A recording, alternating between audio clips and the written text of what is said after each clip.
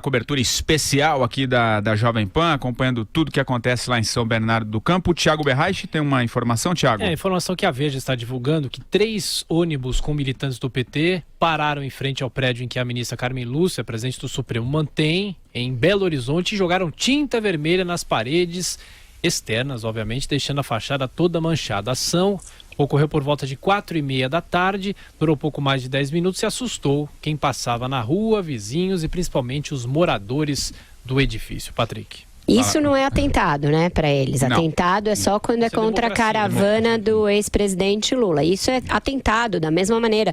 E não só contra a presidente do STF, Carmen Lúcia, que deve ir pouco a Belo Horizonte. Contra todos os outros moradores que moram lá, talvez até alguns deles petistas, sabe-se lá, e que tiveram o patrimônio atingido dessa maneira aviltante e bizarra. Olha lá as imagens, para quem nos acompanha com imagens, a fachada do prédio. Essa radicalização, Vera, diga. Isso só afasta o eleitorado, isso só isola cada vez mais o PT, a esquerda, do conjunto da sociedade brasileira. Isso é o final melancólico, realmente, né? Porque politicamente isso é de uma burrice total. Foram ônibus que pararam lá na frente, Madu, e tacaram com militantes identificados ali, militantes do PT, 3 ônibus pararam lá. Você se isola do conjunto da população.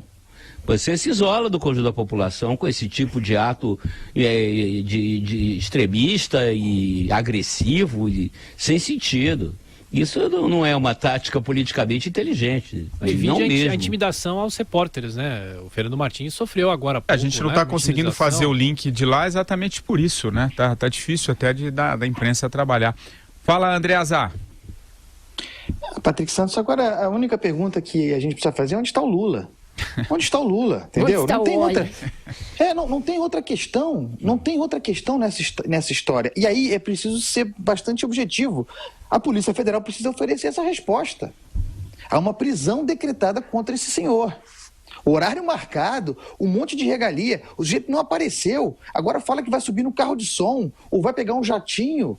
Peraí, gente, em algum momento a Polícia Federal precisa, com responsabilidade, com cuidado, entrar em cena e acabar com esse circo.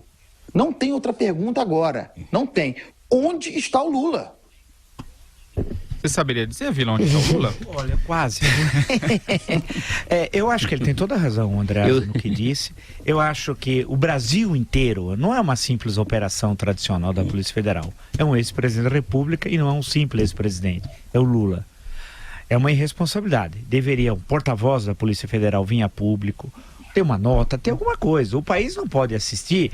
Nós agora já são 5h39. 39 minutos que já passaram, quase 40, e o Brasil está aguardando. O Brasil inteiro está assistindo, ouvindo, querendo saber. E a Polícia Federal não dá nenhuma satisfação. Ela poderia dizer, não teria nenhum problema, que está negociando com o Lula, tal, esperando, aguardando, tudo bem. O problema dela, a gente pode criticar ou não, isso são outros 500. Agora, ficar sem qualquer informação, isso é um absurdo, isso é intolerável. O que mostra, pelo jeito, infelizmente não gostaria de falar, que a Polícia Federal não se preparou para a operação. Ela não se preparou. Ela não se preparou.